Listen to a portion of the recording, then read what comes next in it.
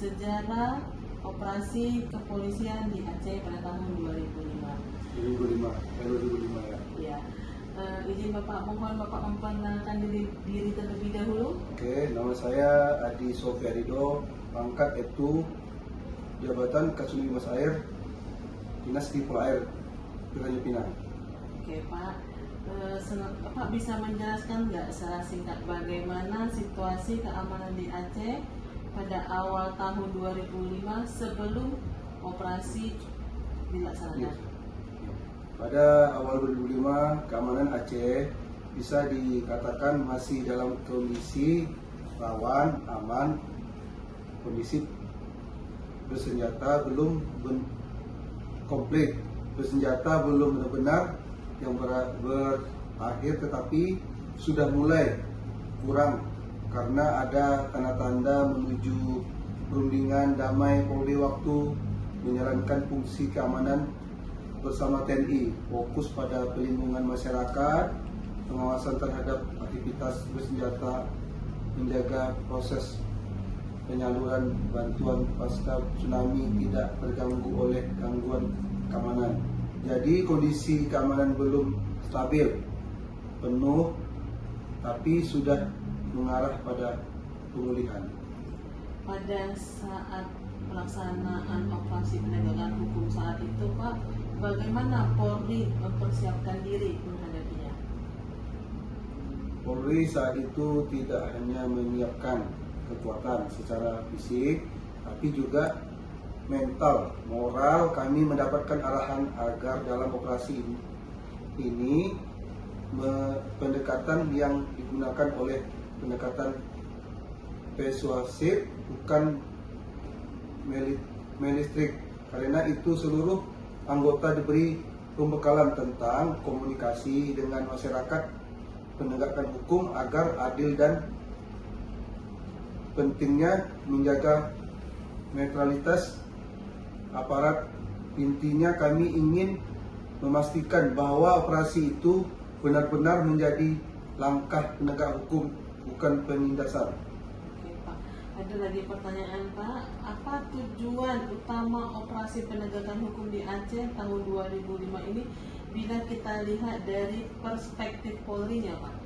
Oke, saya jawab. Tujuan utama operasi penegakan hukum tahun 2025 dari perspektif Polri adalah untuk memulihkan keamanan dan ketertiban masyarakat pasca konflik, menegakkan hukum terhadap pelanggaran yang terjadi, serta memastikan aparat kepolisian kembali menjalankan fungsi, serta memastikan aparat utamakan pasca normal seluruh wilayah Aceh.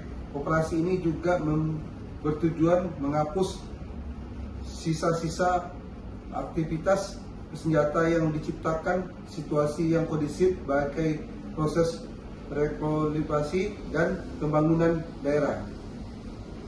Terus apa kendala atau tantangan terbesar yang dihadapi anggota Polri selama operasi itu berjalan Pak? Oke, saya jawab.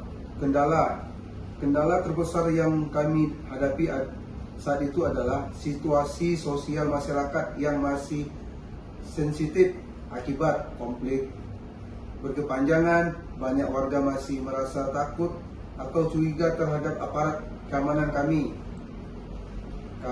Masyarakat agar mau bekerjasama dengan menjaga keamanan.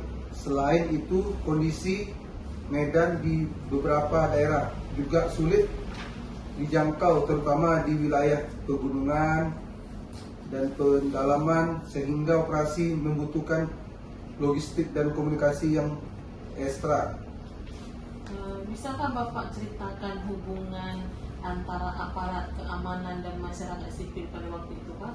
Oke, saya ceritakan juga Ibu ya. Pada awalnya hubungan antara aparat keamanan dan masyarakat sipil masih serasa kaku dan penuh kehati-hatian. Hal itu wajar karena masyarakat masih trauma akibat konflik yang lama. Namun seiring berjalan waktu, hubungan tersebut mulai membaik. Polri melakukan banyak kegiatan sosialisasi seperti pengamanan, distribusi bantuan kerja, bakti dan patroli bersama masyarakat.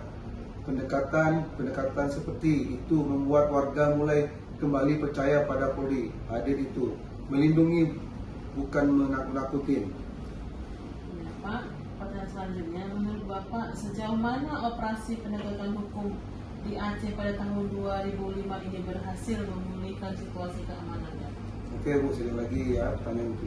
Operasi tersebut menurut saya sangat berperan dalam mengembalikan rasa aman dan kepercayaan masyarakat terhadap perintah Polri, berhasil menunjukkan bahwa penegak hukum bisa dilakukan dengan cara yang berkeadilan dan tidak menimbulkan ketakutan masyarakat yang dulu enggan berinteraksi dengan aparat mulai terbuka. Dampaknya dulu akan sosial terasa karena setelah operasi selesai banyak wilayah yang dulu rawan bisa dikunjungi tanpa pengawalan. Itu menandakan tingkat kepercayaan publik terhadap aparat meningkat.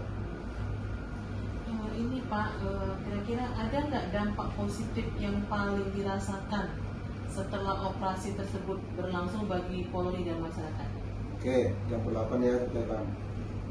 Bagi Polri, operasi ini menjadi momentum penting untuk memperbaiki citra dan memperkuat profesionalisme dan bertugas. Kami belajar banyak tentang pentingnya pendekatan persuasif dan humanis dalam menjaga keamanan. Sedangkan bagi masyarakat, dampak positifnya adalah menciptakan stabilitas sosial, aktivitas ekonomi, pendidikan, dan pemerintahan bisa menjalankan kembali tanpa rasa takut. Hubungan yang semula tangan tegak antara masyarakat dan aparat berubah menjadi kerjasama dalam menjalankan kedamaian. Dari apa yang Bapak alami selama di Aceh, mungkin ada pelajaran yang penting Bapak dapatkan. Kira-kira apa yang Bapak dapat pengalaman selama bertugas di Aceh? Pengalaman Atau pelajaran yang penting?